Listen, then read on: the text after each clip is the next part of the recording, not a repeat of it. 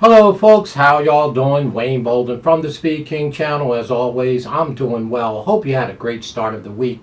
And as always, turn your closed captions on as we analyze each and every one of the entries here. And of course, our tip sheets, I always mention it, are available for any track in North America this weekend, Del Mar and Saratoga. Of course, please email us at speedking24@yahoo.com. The $20 per track will give you our top 3 or 4 selections for the entire card. It's a great way to support us here, to keep us on the air, for sure. Well, we want to take a look at the Curling Stakes over there on Friday up there at the beautiful Spa. It is race number 7, and the Curling Stakes is for 3-year-olds which have not won a graded race a mile or more. And this field of 9 in the Curling at a mile and an eighth for $135,000 on the turf. On the dirt, excuse me. I tell you right now, you could throw a blanket over these 9 entries. All of these horses in here have been against some, graded horses, but none of them has ever won anything. And so typically they won a maiden race and an allowance race, and quite a few of them have black type in their running line, but they haven't won. This is a great betting race, and you should be able to find your flavor in here for sure. Okay, this is a stepping stone to the Travers Stakes, so they're going to be hustling out here. Let's run through these guys real quick, fast, and in a hurry. We do have an opinion. Well, the number 1, Western River. Western River is a very nice horse. Brissett is our trainer. 2 wins from 7 starts. Speed figures are okay. The last one was an allowance race, June 18th at Churchill. Ran a decent number. I don't think that this horse is ready to step up. Maybe or maybe not. He does have a nice speed figure. But, I would use him underneath. He was in the Peter Pan. He ran 4th by 10 behind We the People in Golden Glider and Electability.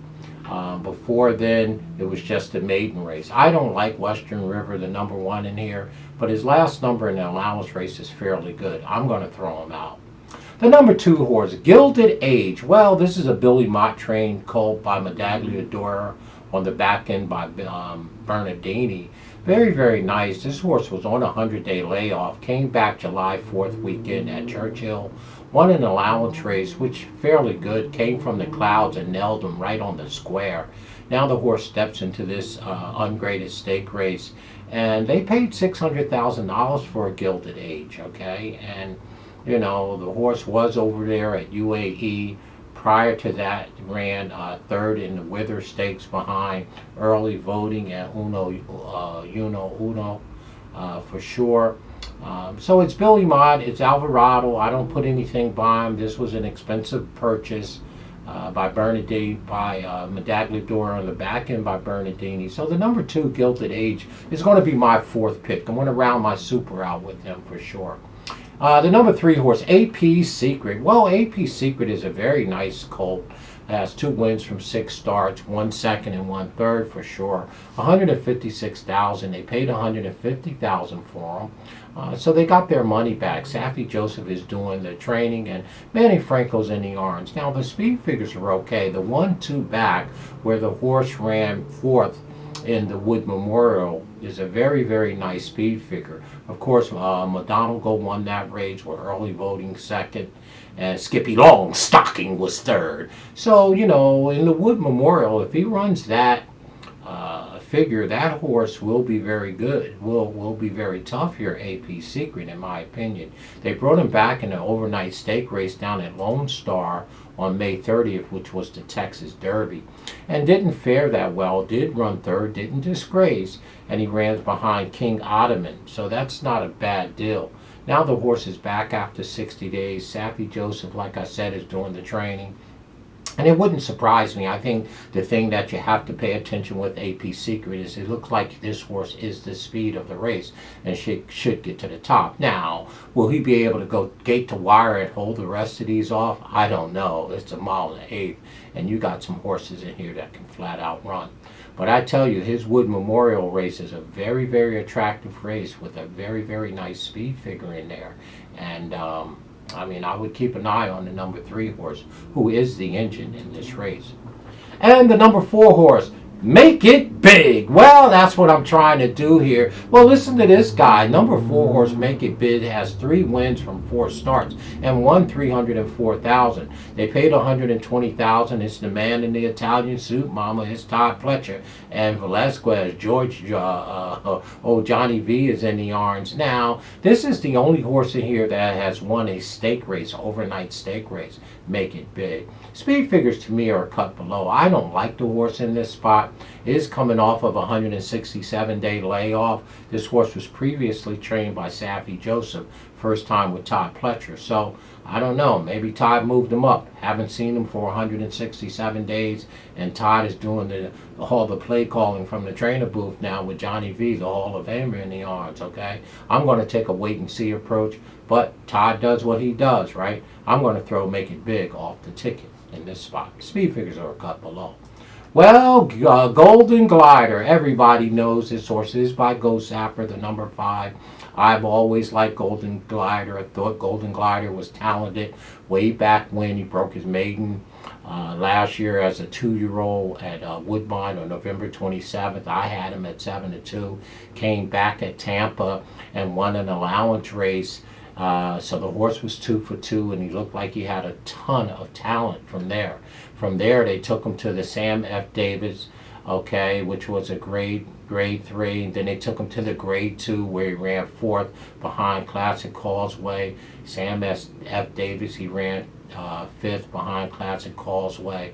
So they took him right from the allowance race to a grade 3, grade 2 Tampa Bay, and then right to the Bluegrass, where Zandon won and Small Happy ran 2nd, okay? Then after then, they took him right on to the grade 3 Peter Pan behind We the People. Now, and every time I look at that race, We the People race at the Peter Pan on May 14th, We the People went gate to wire with Flavian Prado. And they said the track was good, but every time I look at it, it looked like that track was sloppy. Looked like it was sealed and We the People just got away.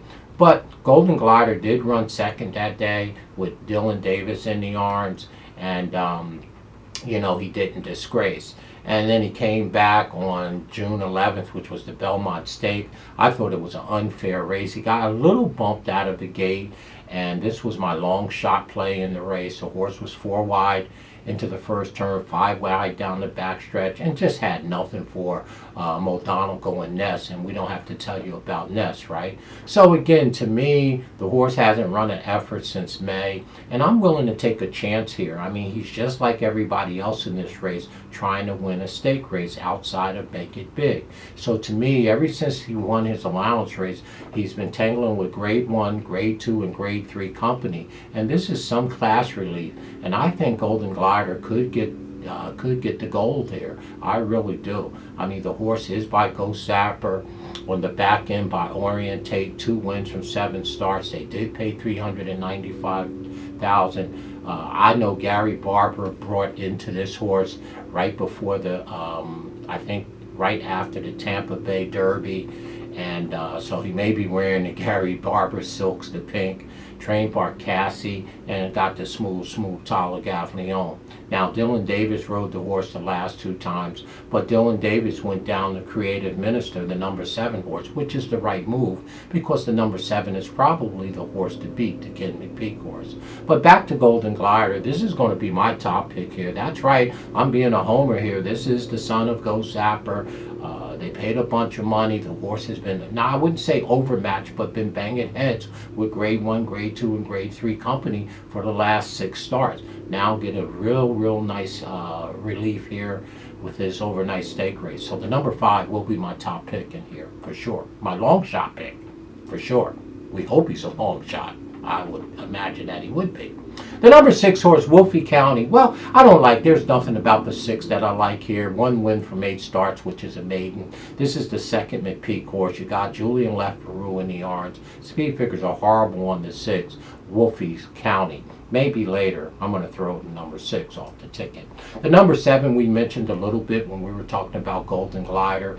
You know, again, they both came out of the Belmont Stakes, of course.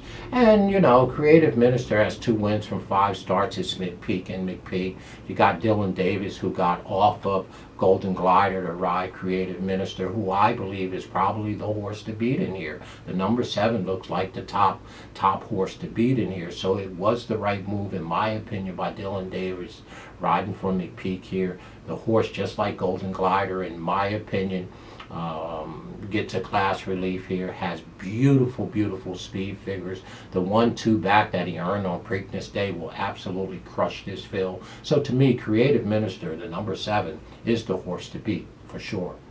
And the number 8 horse, Be Better. Well, I'm trying to do it. You know, to me, this horse is an outsider. This is the second Pletcher horse, 2 wins from 3 starts by Uncle Mo. I need to see a little more.